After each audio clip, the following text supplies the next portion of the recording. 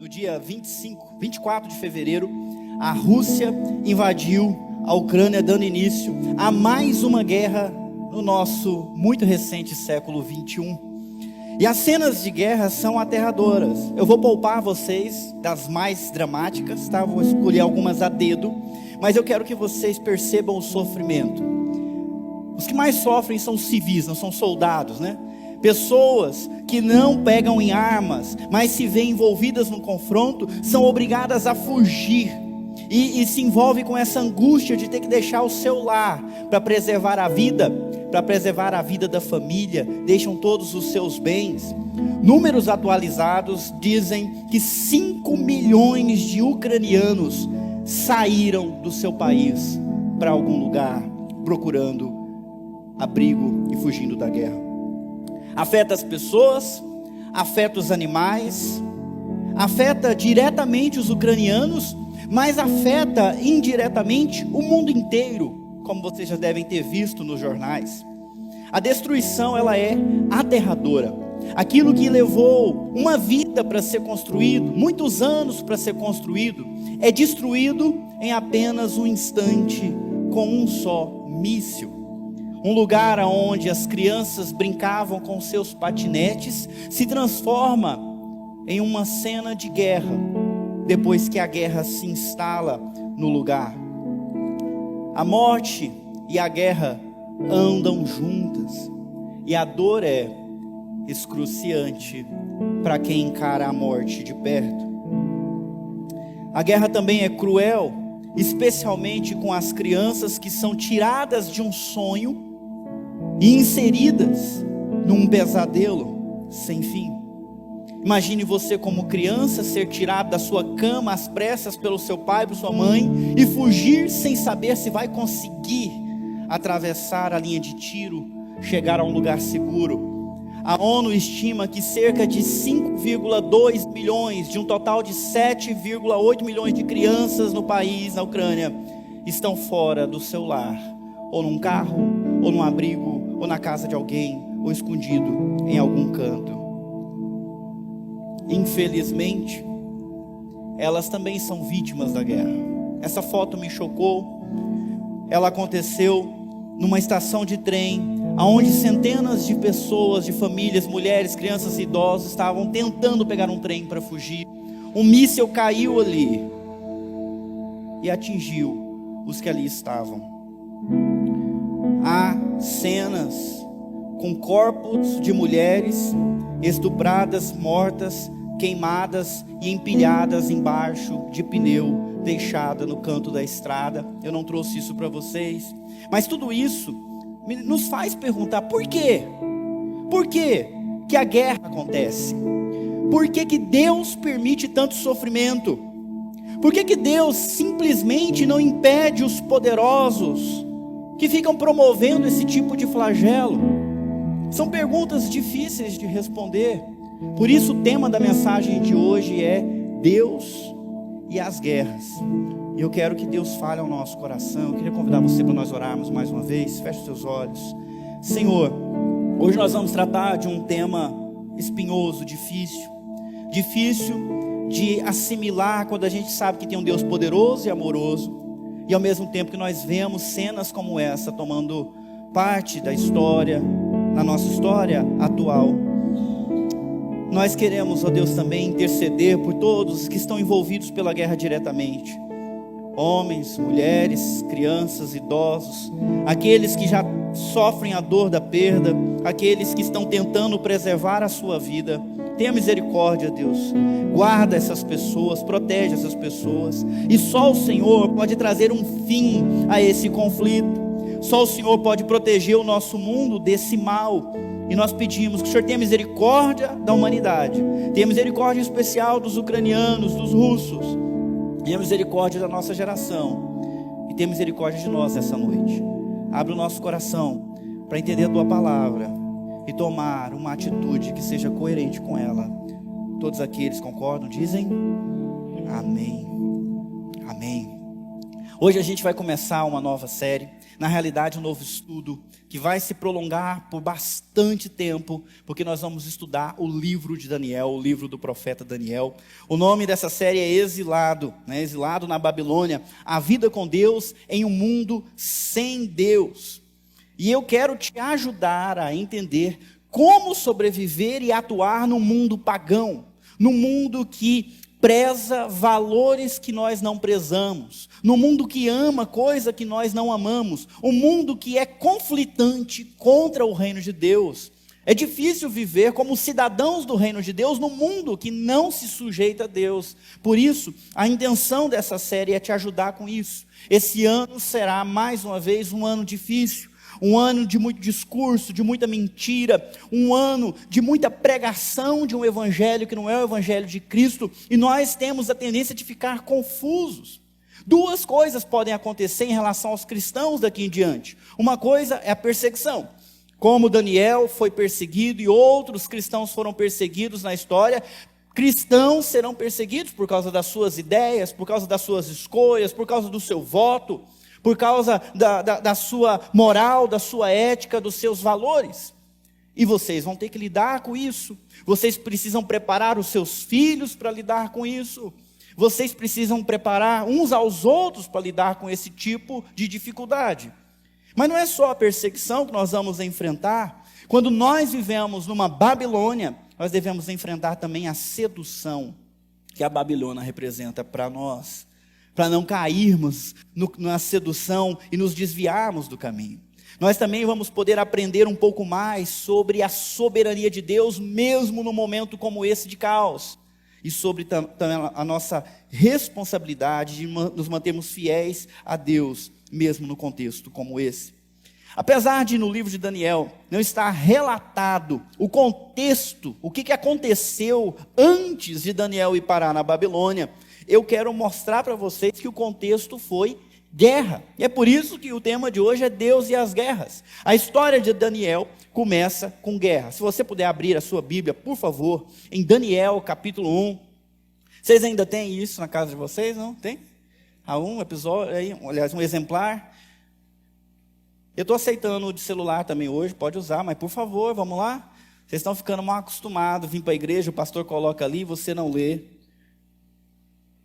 Sabe que na escola, especialmente no seminário, no primeiro semestre, eu não fiquei muito satisfeito com as minhas notas, então eu mudei de turma e comecei a imitar e me aproximar daqueles que eram mais estudiosos e comprometidos. Estão me acompanhando aqui, pessoal? Vocês estão assustados hoje, né? Não é Jesus que está voltando, não, foi só um negocinho que caiu ali, calma. Eu comecei a me juntar com pessoas que se dedicavam mais. Então, eu vou te dar uma dica. Aqui na igreja, não seja o medíocre, não seja o acomodado. Siga exemplo de gente que está na frente. Siga o exemplo, vou falar dele, ele não está aqui hoje, do Arnaldo. O Arnaldo pode acontecer o que for, que ele não esquece a Bíblia dele. Eu falo uma referência, ele abre para ver se eu não estou falando errado. Mas abre, e ele confere, e marca, e até quando eu não falo, ele procura. Seja assim, para você crescer na fé. Então, traga a sua Bíblia, use a sua Bíblia, marque para você estudar em casa. Daniel capítulo 1, a gente vai começar no versículo 1. Me ajuda onde está vermelho aqui. No 3º ano do reinado de Jeoaquim em Judá, Nabucodonosor, rei da Babilônia, veio a Jerusalém e cercou a cidade. Percebam que o horror da guerra se abateu sobre o reino de Judá. Isso aconteceu em 605 anos antes de Cristo. Me acompanha. Tem muita gente que acha que a Bíblia é história de faz de conta. É mito. É lenda. Assim como o Senhor dos Anéis, assim como Harry Potter. É um livro de filosofia que a gente não sabe se aconteceu. Eu queria dizer para você que a Bíblia é, além da revelação de Deus, um documento histórico. Em 605 anos antes de Cristo, a Babilônia cercou Jerusalém mesmo. Pessoas foram levadas para a capital do reino da Babilônia. Isso é história. Se você for procurar nos livros de história, você vai confirmar isso. Se você for para a arqueologia, você vai confirmar também. Nós não estamos falando de um conto de carochinha. Nós estamos falando de realidade. Inclusive da nossa própria realidade que a gente vai perceber aqui. No 3º ano do reinado de Joaquim, descendente de Davi, lá do reino do sul, o reino de Judá, Nabucodonosor veio. E o horror da guerra se abateu sobre o reino de Judá. As guerras são uma realidade frequente e insistente na história humana. São poucos os períodos extensos de paz. Eu diria que uma geração, talvez no máximo 2 gerações, passaram pela existência sem ver guerra. Nós somos um país novo, mas já fomos envolvidos em guerras. Sim ou não? O Brasil já esteve envolvido na guerra lá da Tríplice Fronteira. O Brasil esteve envolvido no século passado, na Segunda Guerra Mundial. Até pouco tempo nós estávamos celebrando os pracinhas que venceram lá na Batalha do Monte. Vamos ver se o povo conhece a história. Ninguém, né? A escola de vocês está ruim, vocês fiquem espertos. Viu lá no Monte Carmelo. Você devia ouvir essa história porque é bonita. Os brasileiros foram louvados pela sua atitude no campo de batalha. Foi uma batalha terrível e eles venceram. Lá no Monte Castelo, não é Carmelo não. Ninguém me repreende, né? É Castelo, é na Itália. O Monte Carmelo é lá em Israel. Monte Castelo. Então você precisa saber dessas coisas, que guerra se abate sobre todas as gerações, uma ou outra passou sem ver guerra. Guerras acontecem desde sempre. Abre os ouvidos. Guerras vão se repetir até o fim. Poucos personagens do Antigo Testamento não tiveram que lidar com o horror da guerra pelo menos uma vez durante a sua vida. O Antigo Testamento descreve muitas guerras sangrentas. Hoje nós vivemos numa época paz e amor, onde a gente nem conta as histórias do jeito certo. Quer ver? Como é que Davi venceu Golias? Vamos lá, gente. Pobre Golias pensou que era mais forte. Cadê a turma da escola dominical? Quando foi com Davizinho combater. Oh, ninguém me ajuda. Como é que ele venceu, gente? Então fala isso. Como é que ele venceu? Uma pedrada, né? Acertou uma pedrada na onde? Olha que bonitinho. E aí ele venceu, certo? Errado. Ele correu até o gigante, pegou a espada do gigante, que ele não tinha espada, e lhe decepou a cabeça. A guerra é sangrenta, a morte existe.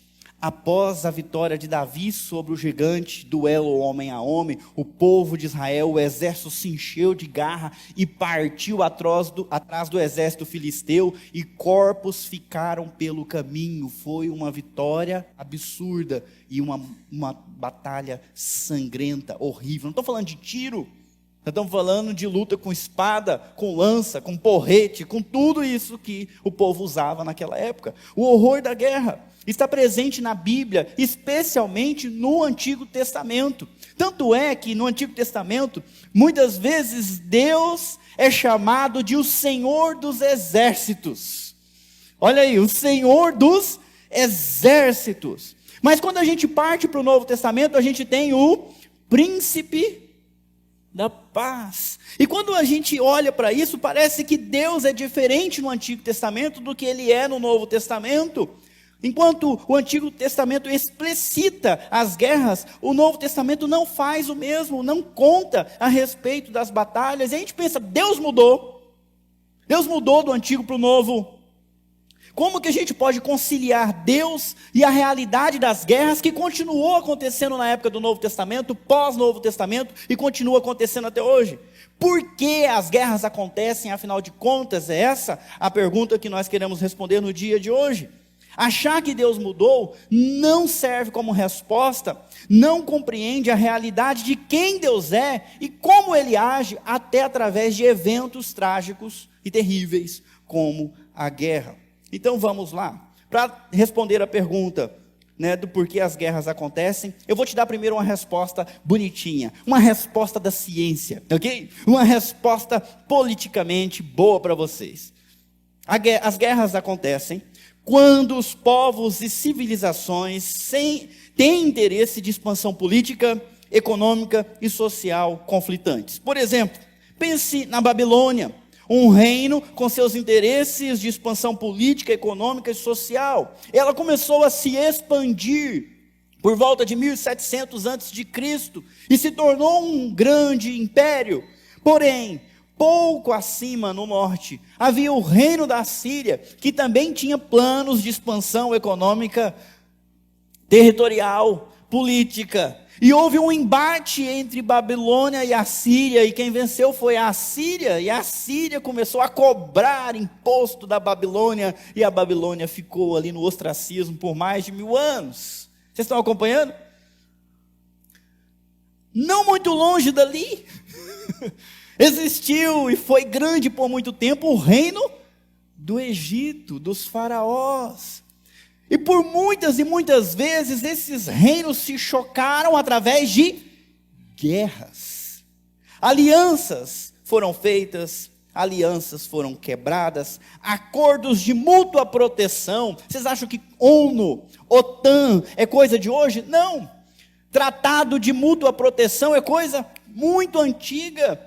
Olha, se alguém me atacar, eu vou fazer um tratado com essa outra tribo para me ajudar a proteger, para nós vencermos as guerras que acontecem enquanto há conflito de interesse entre civilizações, tribos, povos, nações. Eles se envolveram em embates muitas vezes.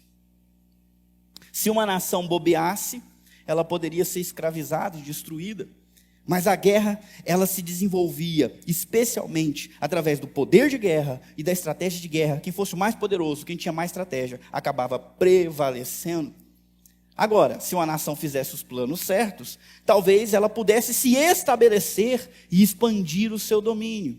Só que nesse vai e vem, aonde vocês imaginam que é aquele ponto vermelho ali? Jerusalém. No pequenininho reino de Judá, por várias vezes ele foi envolvido nessa trama, nesse conflito, nessa competição de nações. O reino de Israel, que chegou a ser grande, agora era pequeno perto desses, e era envolvido nessas alianças, estava no meio das batalhas. Em alguns momentos ele prosperou, em outros momentos ele decaiu, e nós temos essa loucura. Esse confronto entre decadência e opulência, entre declínio e grandeza. A decadência ou a grandeza desses reinos afetavam diretamente a nação de Judá.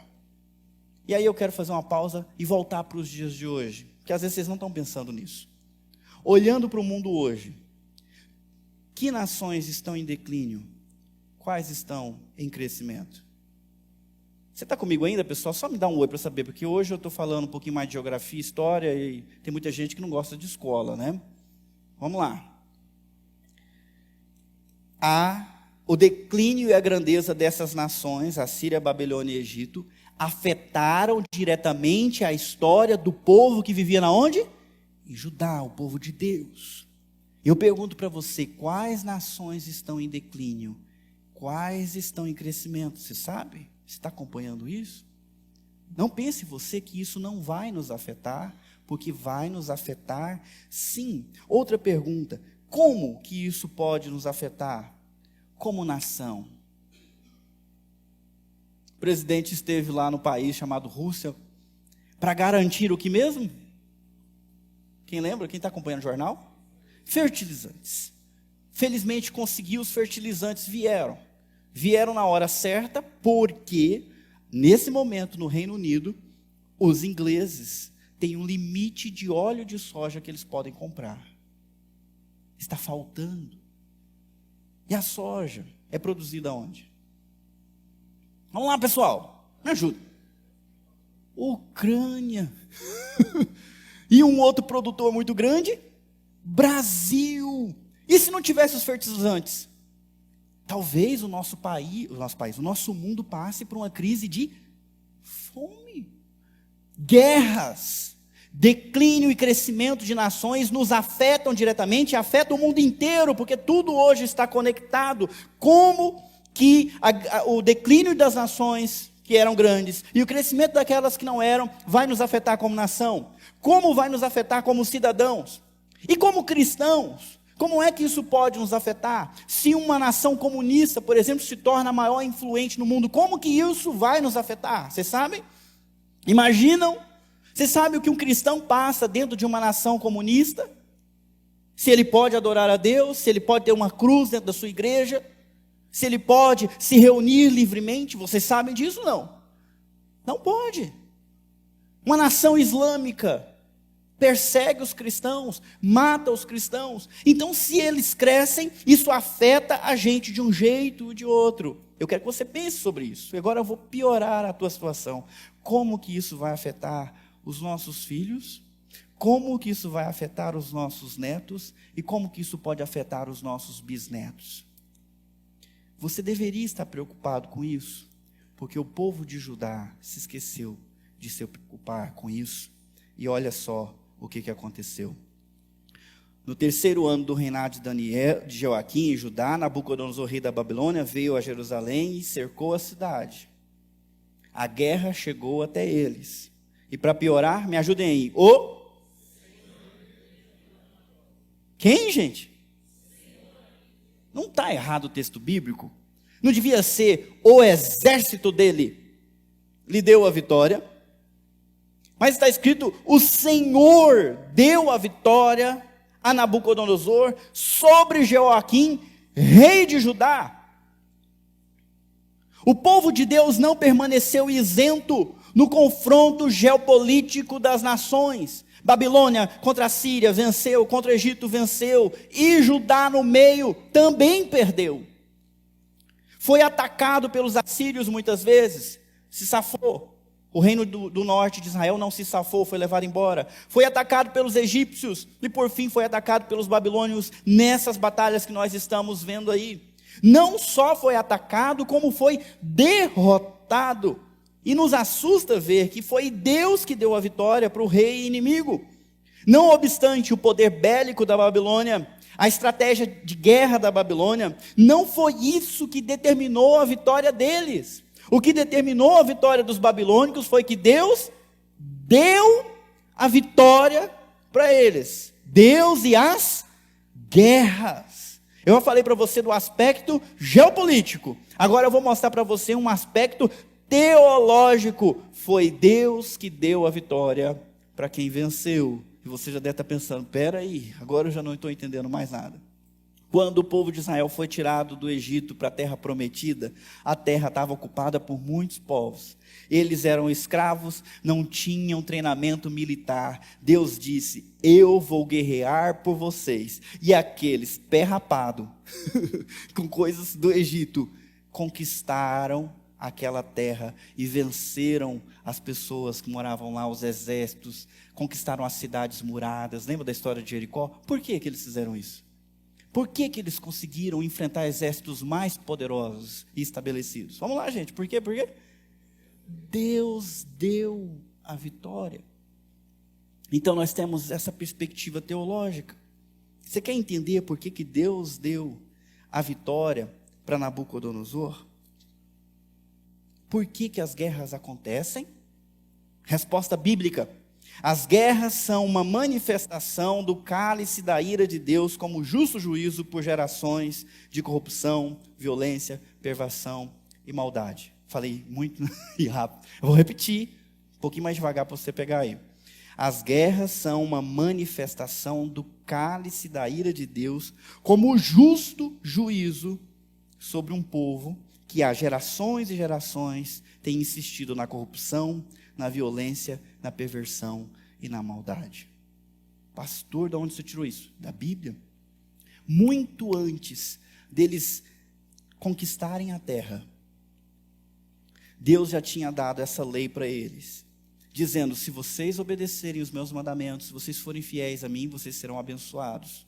Mas se vocês não forem obedientes, olha aí, estes horrores servirão de sinal e advertência para vocês e seus descendentes para sempre. Aí vem uma lista: seca, gafanhoto, praga, doença, infertilidade, sabe? Incapacidade de colher e guerra. Olha só o versículo 15. Mas se vocês recusarem a dar ouvidos ao Senhor seu Deus e não cumprirem todos os mandamentos e decretos que hoje lhes dou, as seguintes maldições cairão sobre vocês, atingirão. E aí vem: o Senhor fará seus inimigos os derrotarem. Já está ruim. Fala que eles iriam sair para enfrentar o inimigo, e eles é que iam fugir por 7 caminhos, iam ser espalhados. E aí não parou. Me ajudem aí, gente, que eu quero ver vocês lendo com força. Seus cadáveres, mais uma vez, seus cadáveres serão alimento para as aves do céu e para os animais selvagens, e não haverá ninguém para enxotá-los. Deus avisou séculos antes o que iria acontecer. Se vocês me obedecerem, as maldições não vão vir, mas se vocês me desobedecerem, essas maldições vão acontecer com vocês.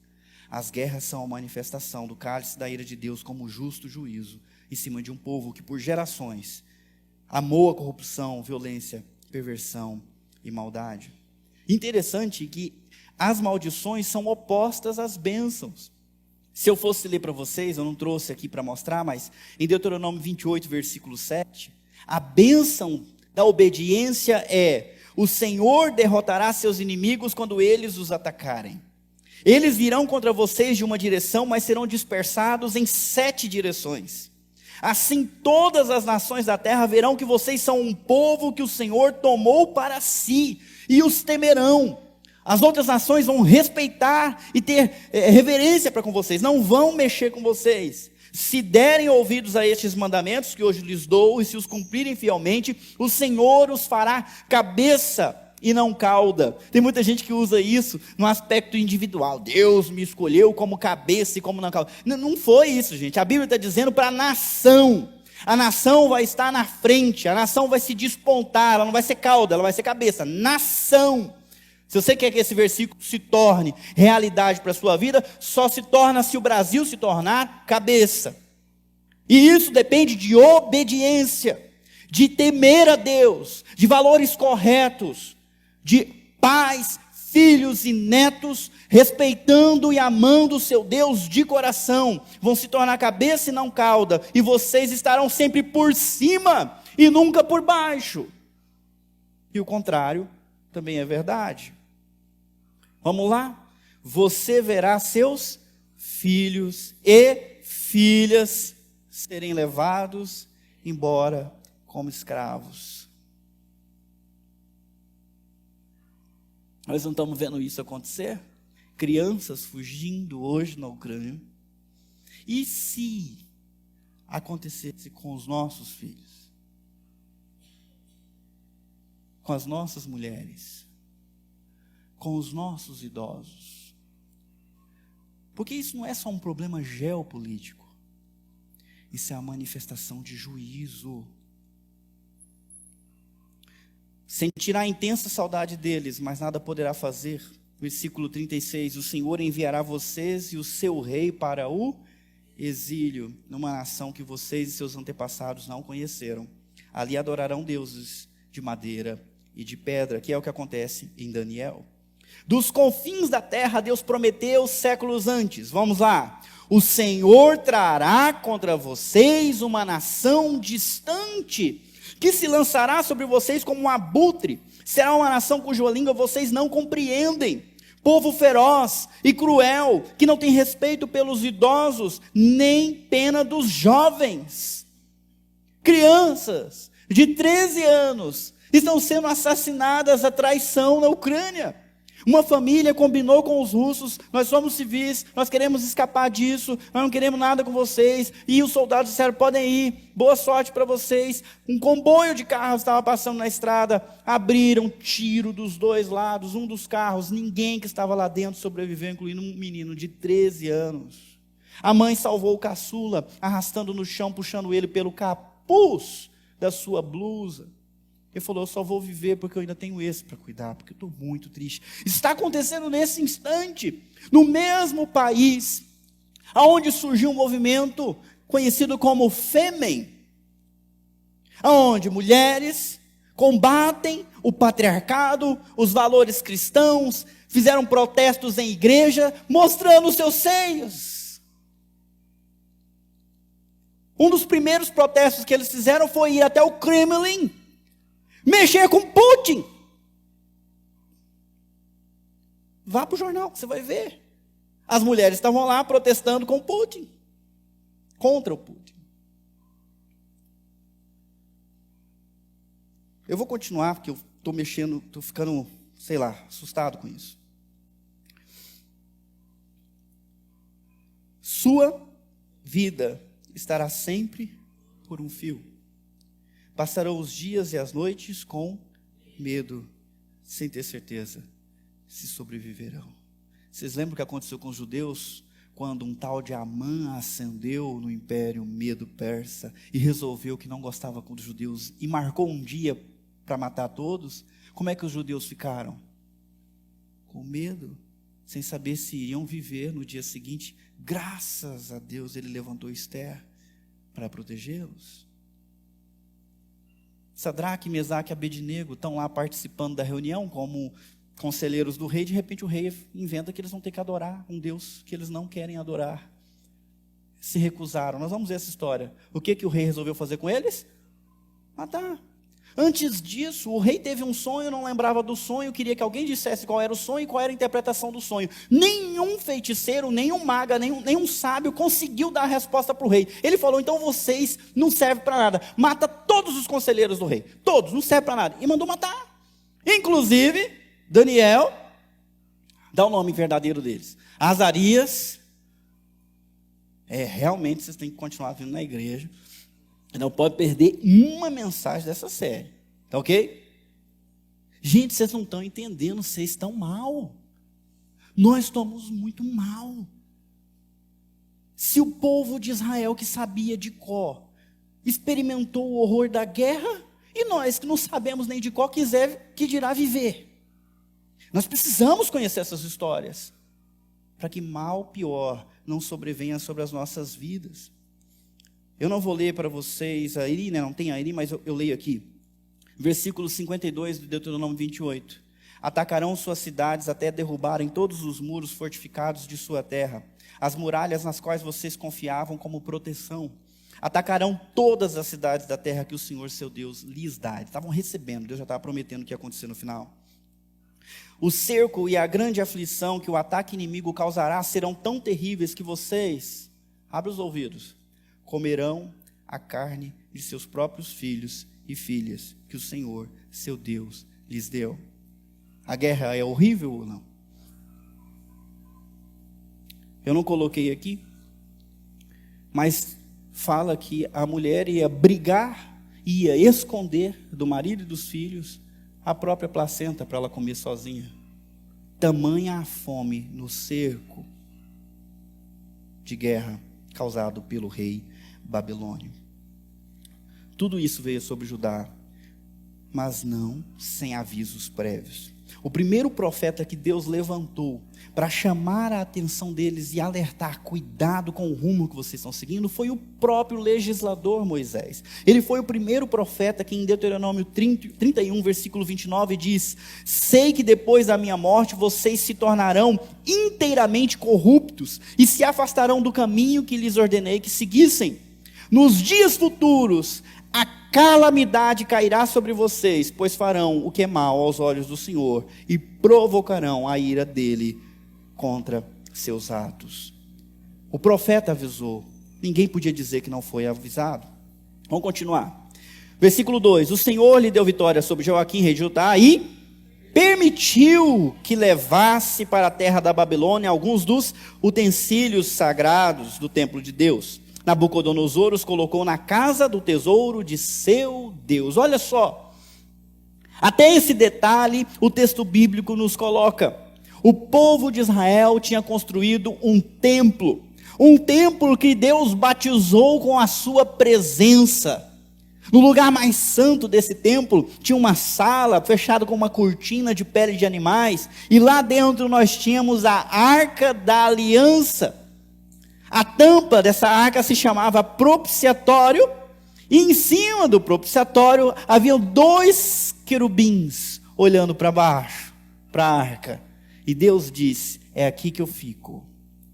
A minha presença vai ficar com vocês. Então, confessem seus pecados, consertem as suas coisas, antes de virem me adorar, para não acontecer que a minha santidade os consuma, como aconteceu com várias pessoas que chegaram diante de Deus sem conserto, sem oferecer o sacrifício pelos seus pecados, sem derramar o sangue para expiar a sua culpa e fazer propiciação, fazer o acerto de contas com Deus através da morte de uma vítima inocente.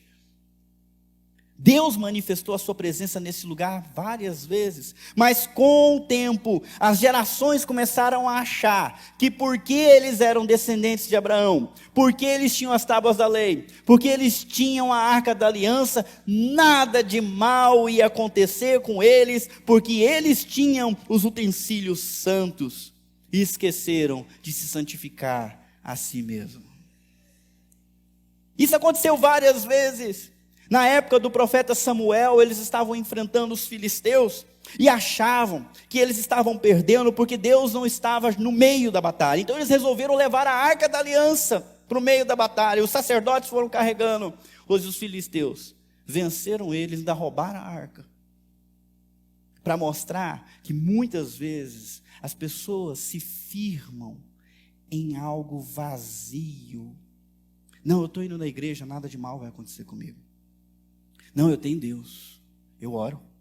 Não, eu estou fiel no dízimo, nada de ruim vai acontecer comigo. Enquanto engole um camelo de outras coisas erradas. Não se preocupem em agradar a Deus com o que fala. Não se preocupem em agradar a Deus com o que faz. Não se preocupem em agradar a Deus no trabalho. Não se preocupem em agradar a Deus como pai, como mãe, como marido, como esposa, como cidadão nesse mundo. Não se preocupem em cumprir a sua missão dentro dessa sociedade, proclamando o reino de Deus, fazendo discípulos para Jesus. Vive como se não tivesse problema nenhum, afinal eu tenho Deus no meu domingo, então Deus está na minha vida inteira, nada de mal vai me acontecer. Foi isso que eles pensaram. E Nabucodonosor veio e ainda levou os objetos sagrados e colocou dentro do seu templo pagão, dizendo: meu Deus é mais forte. E foi mais forte, porque Deus tirou a sua presença dali. Deus não lutou por eles. Deus os deixou por causa dos seus atos. Mas com certeza isso aqui só vale para os hebreus, né, gente? Não é? Oh, quem que recebeu os 10 mandamentos? Fomos nós ou foram eles? Foram eles. Para quem que Deus apareceu e tirou do Egito? É eles. Quem que Deus mandou profetas? Falava em que língua? Em hebraico, aramaico. Não é para a gente. Deus fez uma aliança com os judeus. Sejam fiéis a mim, eu vou ser o seu Deus, vocês vão ser o meu povo. Isso não vale para nós brasileiros. Nossa lei é a Constituição do Brasil, o Código Civil, não é isso? E sei lá outros que tem por aí. Essa que é a lei que a gente está preocupado. É isso que a gente tem aqui como norma culta para a gente. Concorda? Não tem nada a ver com a gente brasileiro, certo, pessoal? Deus não vai trazer guerra em cima da gente se Ele não combinou que se a gente desobedecer, Ele vai trazer. Não vale para as outras nações. Sim ou não? Quem acha que não. Vale sim, levanta a mão. Olha lá, olha o povo. Aqui nessa igreja, todo mundo em cima do muro. Quem acha que sim? Não, para a gente não vale. É só para eles mesmo. Olha lá, levanta a mão. Tem os não e tem os indecisos. A resposta é: só vale para os hebreus? Não, vale para a gente também. Um bom exemplo disso são os próprios hebreus. Deus tirou eles do Egito e levou eles e usou a espada deles para trazer o juízo da guerra sobre Cananeu, Ferezeu, Jebuseu. Lembram disso? Quando você for colocar o nome do teu filho, nunca termine um com eu, viu? Esse nome, pelo jeito, não é boa coisa. No Novo Testamento tem os fariseus. No Antigo Testamento tem os queneus, ferezeus, sei lá. Negócio ruim esse nome. Quando Deus prometeu dar a terra para Abraão, lá em Gênesis 15:16, Abraão estava aflito porque ainda não tinha nada. Então Deus apareceu para ele e esclareceu dizendo: depois de 4 gerações, seus descendentes voltarão a esta terra, pois a maldade dos amorreus ainda não chegou ao ponto de provocar o meu castigo. Ainda não encheu o cálice da minha ira. Mas daqui a 400 anos ele vai estar cheio e eu vou derramar. E quem que foi? O próprio povo de Israel foi o cálice da ira que desceu sobre aquele povo. Pergunta para Jericó se foi gostoso. Pergunta para os reis de Og, de Bazã. Pergunta para os filisteus. Pergunta para o Golias se foi legal. Andar no caminho torto, desprezar a vontade de Deus, adorar falsos deuses, trair, ter uma vida sexual errada, se entregar à devassidão, aos desejos carnais. Pergunta para ele se foi legal ou se finalmente o juízo de Deus não chegou.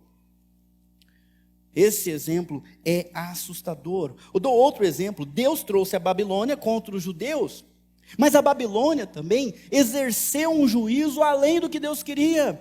Eles foram cruéis, eles mataram as pessoas, eles banharam de sangue as cidades e vários povos eles oprimiram. Depois Deus trouxe a Pérsia contra os babilônios e castigou eles também por conta da sua idolatria, da sua rebelião contra o Deus vivo.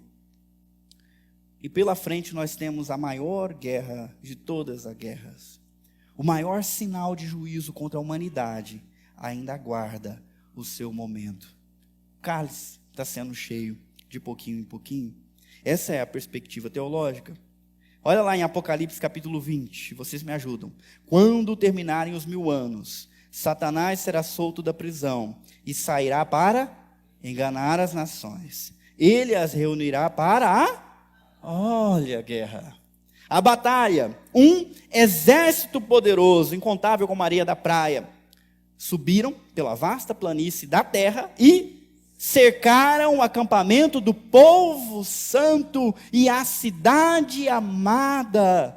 Mas fogo desceu do céu e os consumiu. Tem muita gente que olha para isso aqui e entende que isso aqui é literal. Não é. Toda vez que é uma visão, ela tem um sentido para a gente entender. E as coisas aqui têm significado. Satanás, por enquanto, está impedido de agir com todo o seu poder e enganar as nações como ele fazia antes de Jesus Cristo. Antes de Jesus Cristo, só os israelitas conheciam o Deus verdadeiro. Depois de Jesus Cristo, foi liberado, foi autorizado a nós pregarmos em toda a nação, língua e povo, para arrebanhar as ovelhas perdidas de Deus entre os gentios dos quais nós fazemos parte. Não é isso, meus irmãos? O evangelho não conhece limites. Até em lugar proibido, a igreja não para de crescer. Um dos países onde os cristãos mais aumentam é a China, escondidos, proclamando o evangelho e fazendo discípulos. Porque Satanás está impedido de enganar as nações como ele enganava. Mas no final ele vai ser solto para isso.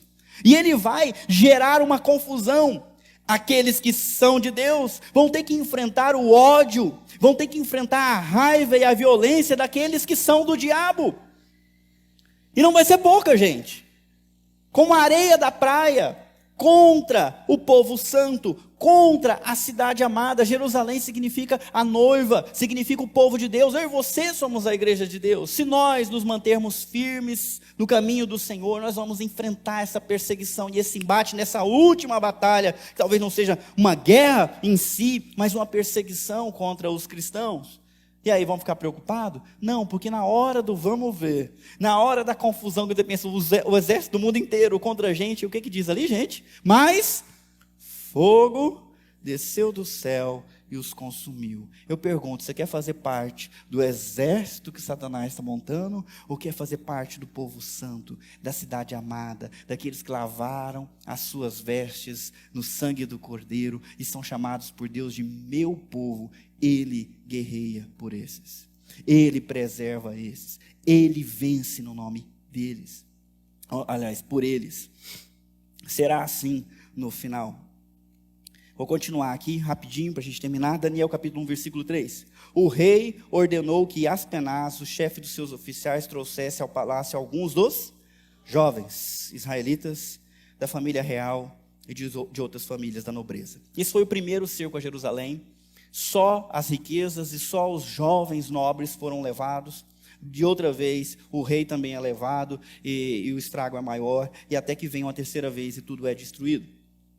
Então, o que acontece nesse meio tempo? Até essa última batalha final que nós vamos ter que enfrentar como povo de Deus. O que fazer nesse meio tempo? Eu quero te dar algumas dicas a partir desse versículo. A primeira, pensar nas consequências para as próximas gerações. Por que eu estou dizendo isso? A corrupção do povo de Israel não começou na geração de Daniel. Começou muito antes. Alguns reis foram tementes a Deus e ensinaram o povo a ser temente a Deus. Outros reis abandonaram o caminho de Deus e o povo abandonou junto com eles. Nós tivemos um rei como Manassés horrível. Ele chegou ao cúmulo de sacrificar os seus filhos para um ídolo. Ele colocou um poste de Azerá dentro do templo do Deus vivo. Ele profanou. Ele matou o próprio filho para ficar rico, para fazer trabalho. E o povo junto com ele não era diferente. Se esqueceram de Deus. Geração após geração, fizeram alianças com as pessoas erradas, confiaram no seu exército, confiaram na aliança com o Egito, confiaram na aliança com outros povos, achando que eles poderiam se safar do mal pela sua própria força. Eles abandonaram os caminhos do Senhor, mas quem pagou o pato? Quem pagou o pato ali, gente? Está em vermelho. Quem pagou o pato, meus irmãos? Os jovens. Os pecados que nós cometemos vão cair sobre as nossas cabeças. Ninguém paga pelo pecado do outro. Mas as consequências, elas se acumulam por gerações. Vocês estão comigo? Estão ouvindo? Pai, mãe que está aqui agora, por favor, eu quero que você preste muita atenção. Você precisa levar a sua vida com Deus mais a sério. Porque muitas vezes o juízo não vem na sua geração, mas vem sobre o seu neto. A guerra talvez não se abata sobre o Brasil agora, mas pode se abater no futuro, sobre o seu bisneto. Ou talvez mais rápido, sobre os seus filhos. Gerações e gerações de judeus desprezaram o templo, desprezaram a lei, desprezaram a Deus e fizeram o que quiseram fazer. Amaram o que quiseram amar. Para não deixar você perdido, eu vou dar alguns exemplos. Primeiro, de ações individuais. Eles abandonaram a Deus, um por um. Eles começaram a adorar outros deuses no lugar de Deus. Coisa que nós não fazemos, né, meus irmãos? Amém? Nós não adoramos outros deuses, nós adoramos quem? Vocês estão devagar, hein? Será? O que significa adorar? A gente adora quando nós encontramos satisfação em uma coisa e não sofremos de colocar tempo e dinheiro naquilo. Isso é que a gente adora. Por exemplo, alguns adoram uma maçãzinha. Uma maçãzinha que vem atrás de um celular. E não se dão por tristes de pagar 13 mil reais por ele. Afinal, a satisfação é imensa. Alguns adoram sexo, festas, política. Elegem os seus sonhos e vivem para alcançá-los com toda a paixão. Até pisa nos outros para conquistar. Ah, mas eu temo a Deus, eu amo a Deus. Mentira. Quanto tempo você pensa nele? Quanto tempo você o busca? Quanto você investe para honrar a Deus de verdade? Sua devoção está em outro lugar, para de mentir. Seus sonhos estão em outra pessoa, estão em outro projeto. E você precisa se arrepender disso, porque o cálice não para de encher. Deus é ciumento, é zeloso, o que é dele, e Ele não tolera que seja entregue por outro. Uma hora o cálice transborda e os horrores descem. Já aconteceu muitas vezes, meus irmãos, na história. Muitas, incontáveis vezes. Vocês não sabem porque vocês não estudam, não gostam de história. Mas se vocês fossem estudar história, vocês iam ficar alarmados com o horror que se abateu sobre a humanidade. Eu tenho uma fissura por filmes de guerra e por história, então eu leio muito, gosto de ler, mas muitas vezes eu me pego chorando, vendo o que aconteceu com crianças, com jovens, com idosos, com nações, olhando para as fotos de prédios e cidades destruídas por moteiros, por explosões. Por que Deus se permite isso acontecer? Antes você podia achar, é só um embate político, são só nações enfrentando nações para ter o primeiro lugar. Não é só isso, é juízo de Deus sobre o povo, sobre a humanidade, porque o abandonaram por muito tempo, e uma hora a conta chega. Não adore outros deuses, não tenha outros deuses no seu coração. Deus trouxe esse juízo sobre eles, porque eles fizeram sacrifícios a demônios. Eles adoraram aquele que não era Deus, e fizeram sacrifícios para eles. Nós não fazemos isso, graças a Deus, exceto algumas pessoas que de vez em quando matam algumas galinhas pretas e deixam um pouco de bebida, farofa ali numa encruzilhada, e a gente passa de largo com medo de alguma coisa pegar na gente, né, gente? É isso? Vocês estão vendo? Nós não fazemos isso. É? E quando o mundo incentiva as nossas mulheres a abrirem mão do presente de ter um filho para poder pensar na sua carreira, não é um sacrifício também? Quando você tem candidatos da República dizendo que esse é um direito da mulher, matar uma vida concebida, porque é o direito dela. Sacrifício no ventre, no altar da prosperidade, no altar do sucesso, da autorrealização.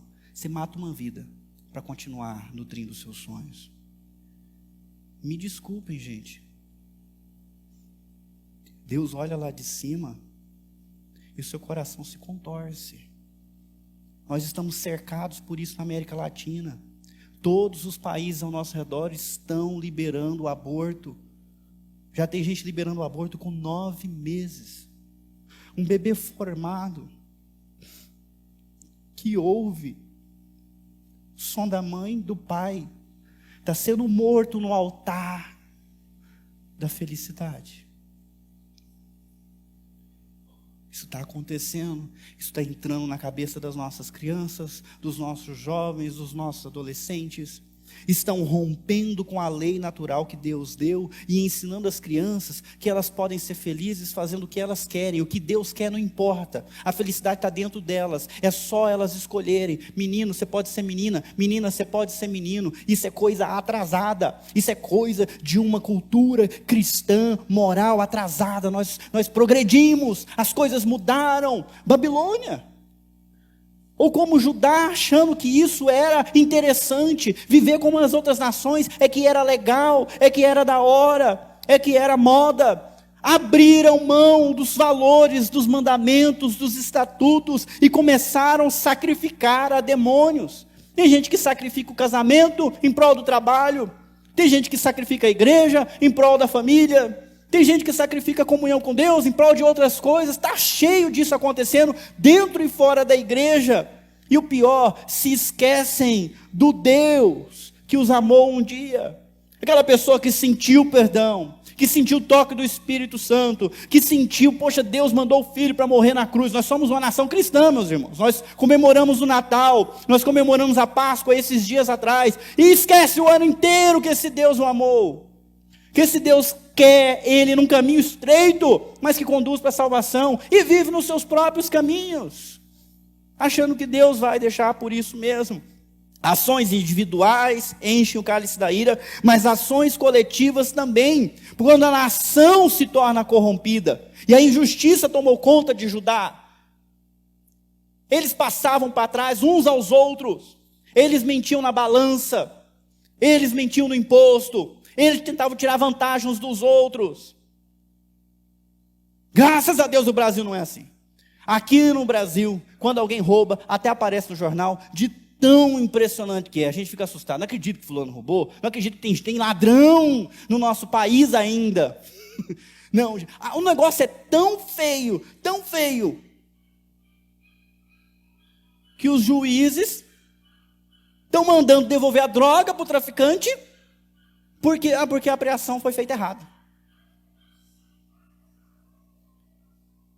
O Manuel que falava que a gente ia ver um poste fazendo xixi no cachorro.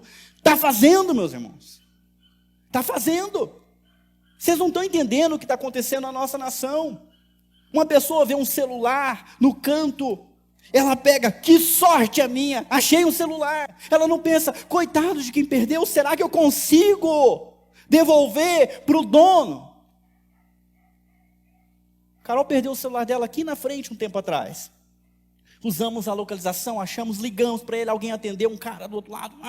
Falei, então, eu sou marido dela, ela perdeu o celular, que bom que você achou. Eu queria ver como é que eu posso reavê-lo. Ele falou, o celular está aqui comigo, veio parar na minha mão, é isso aí, tu. Então, mas você, tem que me dar alguma coisa, senão eu não sei se eu vou devolver. Eu falei, cara, como assim? O celular é dela. O celular é dela, se fosse eu que achasse, eu te devolveria. Nem existe gente assim. Eu falei, cara, eu sou pastor da igreja, a minha esposa é diretora aqui de uma instituição social, a gente vive fazendo isso. Ele só aceitou devolver o celular para mim depois que ele conseguiu desbloquear e ver quem ela era. Eu não vou falar quem é a pessoa porque é de perto. Aí devolveu. A nação se tornou corrompida. A nação se tornou corrompida. Os juízes não decidem conforme a lei, mas conforme as suas intenções pessoais. A nação se tornou depravada. A cantora mais famosa do nosso país chegou no top 1 do Spotify, fazendo uma dança terrível, que nem prostituta costuma fazer. É isso que os nossos jovens amam. É isso que o mundo ama. É isso que é pop.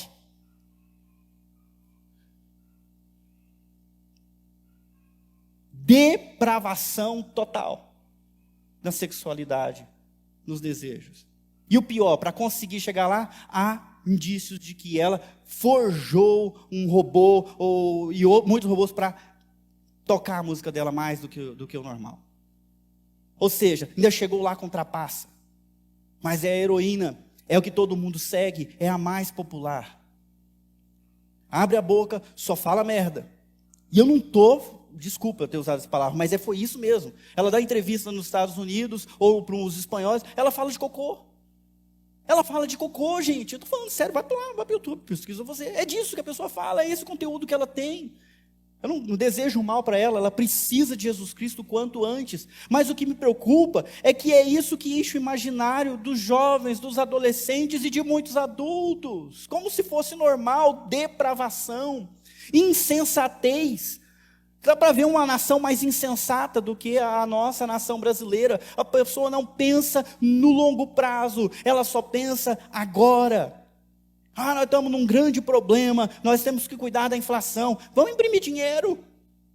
E da onde que vai sair o valor do dinheiro, meu querido? Olha ali para a Venezuela, eles recebem milhões. Lá todo mundo é milionário. Todo mundo é milionário na Venezuela, sabia não? Vocês estão aqui comigo, gente? Todo mundo é milionário na Venezuela. Recebeu o salário milionário. Ele compra lá umas cebolas com os milhões de, sei lá qual a moeda que usa lá. Não vale nada, porque imprimiu demais. Que a inflação é alta demais. Não é assim que se resolve. Não, mas é assim que a gente resolve. Tem que dar dinheiro para todo mundo? Tem que dividir tudo para todo mundo? Como se tudo fosse assim resolvido com essa insensatez. Outra coisa, ignorância. Graças a Deus nós não temos gente ignorante no Brasil, não é, né? Não. O Brasil anda tão ignorante que você não tem coragem nem de chamar a atenção quem está do teu lado. Eu vou contar uma história para vocês que aconteceu essa semana. Lá, eu vou esquecer o estado, mas aconteceu aqui no Brasil. O povo reuniu para fazer uma festa daquela. Sabe que o som incomoda 3 bairros? Eu não estou exagerando, porque teve uma festa que eu achei que era na rua de trás ali do Rodrigão, lá no Jardim Boa Esperança, e depois, pelo grupo de vigia do bairro, nós descobrimos que era no Lafayette. Era com você lá, Elias, o negócio. A festa, ela foi a noite inteira. 3 da manhã eu acordava com aquela música. Depois eu mandei, a gente tem que descobrir quem que é esse doido. Pelo amor de Deus, a gente tem que dormir para trabalhar. Mas ele não se importa com nada e o barulhão rolou. Diz que a polícia chegava, eles abaixavam, a polícia saía, eles aumentavam. pôs num estado qualquer, aqui no Brasil, chamaram a polícia veio, eles abaixaram, depois bateram na casa de uma vizinha que estava dormindo, porque tomou remédio para dormir, porque ela era depressiva e precisava do remédio. Ela acordou, foi lá ver o que estava acontecendo. Eles falaram: foi você que denunciou? Ela falou: denunciou o quê? Foi você, sim, está mentindo. 9 pessoas agrediram a mulher. 9 pessoas. Minha mãe falava: a gente não bate numa mulher nem com um botão de rosa. 9! E não é ignorante? Gente, o nível de ignorância no nosso país é absurdo. Perversidade. A pessoa faz a maldade pela maldade. Ela tem prazer em fazer o que é errado. Isso virou moda. Isso é comum. As pessoas postam na internet. Outros assistem. Execuções, tortura, humilhação, cancelamento. Vou fazer isso aqui famoso, e mostra. E outro também mostra as suas tralhas, os seus crimes, orgulhoso daquilo, de tão perverso que é a nossa sociedade em geral. E infiel, não mantém os seus compromissos, não é fiel à esposa, não é fiel à família e não é fiel a Deus. Hoje, os jornais colocam na maior tranquilidade: menagé, trisal. A começar pelo mago da bola, Ronaldinho Gaúcho, 2 esposas. Uma mais clara, uma mais escura. Lindas. Que legal.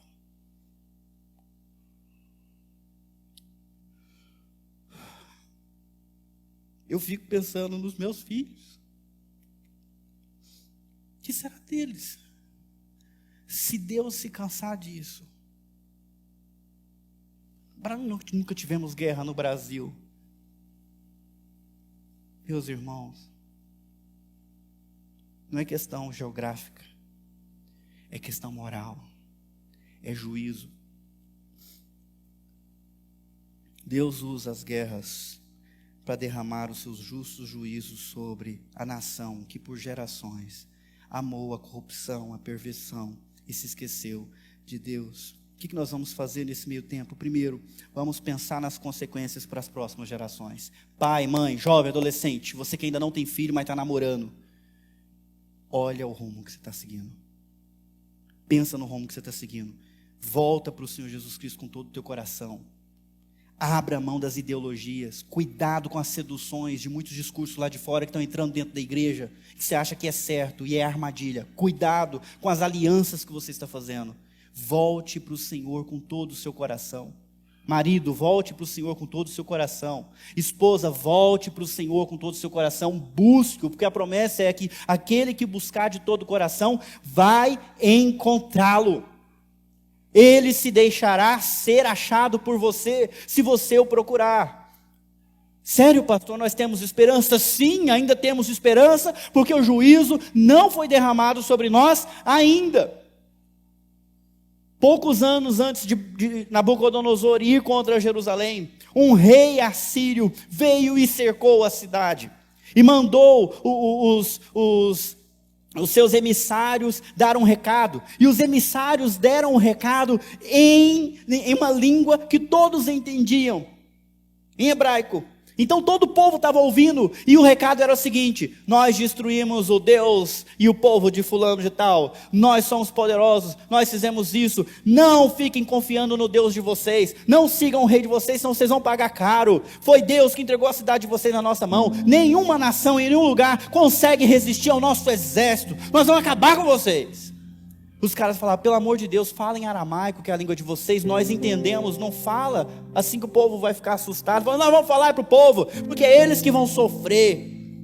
O rei recebeu o recado, rasgou as suas roupas, os nobres também, o povo também, e eles buscaram a Deus com jejum e com oração, dizendo: Deus, o Senhor está ouvindo o que estão falando? Deus, o Senhor está vendo o que está acontecendo? A guerra está na nossa porta da frente, estamos cercados, não temos o que fazer. Deus, tem misericórdia de nós. Deus, nós nos voltamos para o Senhor, perdoa os nossos pecados. Não nos deixe à mercê desse perigo mortal. Deus mandou o profeta na mesma hora ir no palácio e dizer para o rei Ezequias: do mesmo jeito que eles vieram, eles vão embora. Eles não vão entrar na cidade. Eu vou guerrear por vocês. Na mesma noite, o anjo do Senhor, o mesmo que assolou o Egito, entrou dentro do acampamento assírio e guerreou. Milhares caíram e o rei assírio fugiu para o seu palácio na Síria. Deus ouviu a oração e preservou por mais algumas décadas o povo de Jerusalém. Talvez o juízo esteja às portas, mas se nós nos voltarmos para o Senhor de coração, nós podemos poupar os nossos jovens desse destino, os nossos netos, nossos sobrinhos, as próximas gerações. Você precisa escolher o lado certo entre Deus e o mundo. Esse é o momento de você escolher de que lado você vai ficar.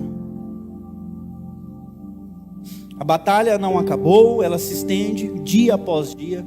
Não é porque não está acontecendo uma guerra com tiro e explosão que não está havendo uma guerra. A guerra está acontecendo. Ou você escolhe lutar do lado do mundo, ou você escolhe lutar do lado de Deus. Só um dos lados vencerá e nós sabemos qual. A Babilônia representa o mundo. Representa o mundanismo de Adão e de Eva, dos povos pré-diluvianos, que faziam como queriam, até que Deus se cansou deles e derramou o dilúvio como uma praga, e exterminou a todos. A Babilônia representa o povo em Babel, que queria fazer o seu nome grandioso, e Deus não gostou dos planos e confundiu a língua deles. O mundo, quando enfrenta o poder de Deus, não aguenta. Eles morrem, eles definham. O mundo já perdeu essa batalha. Então você não pode viver o mundanismo de Adão e de Eva, da Babilônia, que é representada aqui no livro de Daniel por essa nação, mas no Apocalipse de João é chamada de a grande prostituta, a meretriz que seduz, que promete muita satisfação, que promete alegrias sem fins, e seduz nações e mais nações para fazerem o que ela deseja, prometendo completa realização. O mundo tenta seduzir você para o lado dele, mas não te entrega nada e leva tudo. Ele seduz com as drogas, ele seduz com as amizades, ele seduz com ideologia política, ele seduz com carreira, ele seduz com projetos pessoais, egoístas, ambição, com propósitos exclusivamente terrenos. Você encara essa sedução todo santo dia. E aqui na igreja eu quero te ajudar a vencer essa sedução, olhando para essa série, vendo a história de Daniel. Do mesmo jeito que o mundo tenta te seduzir, Deus também está te chamando e avisando com clareza quais serão as consequências se você ficar ouvindo o canto da sereia. Quem você vai escolher? Nessa noite, quem que você vai escolher? Eu não quero ser assim insensível. Eu sei que tem muita gente que gostaria de escolher o caminho de Deus, mas tem dificuldade. Mas pastor, como é que eu vou escolher? Como é que eu posso ter certeza que Deus é o certo para mim, que Ele me quer, que Ele vai me aceitar? Deixa eu falar mais um pouquinho antes de terminar. Está difícil escolher? A dica que eu te dou é: tem dois exércitos, o mundo, Deus. Eles estão guerreando, você está no meio. Renda-se àquele que se entregou por você primeiro. Porque Deus, quando Ele te amou, Ele amou ao ponto de vir a esse mundo, se entregar como prisioneiro no teu lugar, pagar pelos seus pecados e te libertar do poder do mundo, do mal, do juízo. Jesus atraiu sobre Ele o castigo. Ele se entregou primeiro Satanás não fez isso por você. Ninguém no mundo faz isso por você. Nenhum amigo ou inimigo, nenhuma nação, nenhuma ideologia, nenhuma dessas pessoas que enchem a nossa cabeça com ideias erradas fazem isso por você. E mesmo que fizesse, seria imperfeito, porque são pecadores. O Deus perfeito fez por vocês. Só tem um que merece essa escolha. Só tem um que merece essa rendição. E eu quero convidar todos a se renderem a Jesus Cristo nessa noite. Eu estou falando para todos, porque todos nós, às vezes, mesmo aqueles que são crentes, estão mornos, estão frios, estão se esquecendo de Deus, estão correndo atrás de outras coisas, e precisa se arrepender, precisa voltar atrás. Então alguns vão fazer isso pela segunda vez, terceira vez, quarta vez, não importa, sempre volte atrás. E alguns vão fazer pela primeira vez, amém? Eu queria convidar você a fechar os teus olhos. E se a palavra foi para o seu coração, se você foi acordado hoje para a seriedade que é uma vida longe de Deus e as consequências dela, eu quero que você tome a sua decisão nesse instante, entregando a sua vida para Jesus e renovando os seus votos com Ele, amém? Feche os seus olhos. O Senhor Jesus Cristo ouve a sua oração. Deus está olhando para você nesse instante. Ele conhece a sinceridade dentro de você. Eu queria que você orasse junto comigo, repetindo assim: Senhor Deus, eu sei que o Senhor é santo, eu sei que o Senhor é justo, e eu sei que eu não mereço estar diante de Ti. Eu sou pecador, eu sou inconstante, e o meu coração deseja coisas que não Te agradam. Mas hoje eu entendo que não há futuro numa vida longe do Senhor, que é melhor estar ao Teu lado do que contra o Senhor. Por isso eu me arrependo, e eu peço perdão pelos meus pecados. Senhor Jesus Cristo, eu estou entregando a minha vida para o Senhor, como o Senhor entregou a Tua vida por mim. Entra no meu coração, me liberta do poder do pecado, me conceda o poder do Teu Espírito, para eu viver uma vida santa, buscando agradar o Senhor daqui em diante. E depois disso, declara a Tua bênção sobre mim, sobre a minha família, sobre os meus filhos, sobre os meus descendentes, sobre a minha nação. Eu Te peço no nome de Jesus. Amém.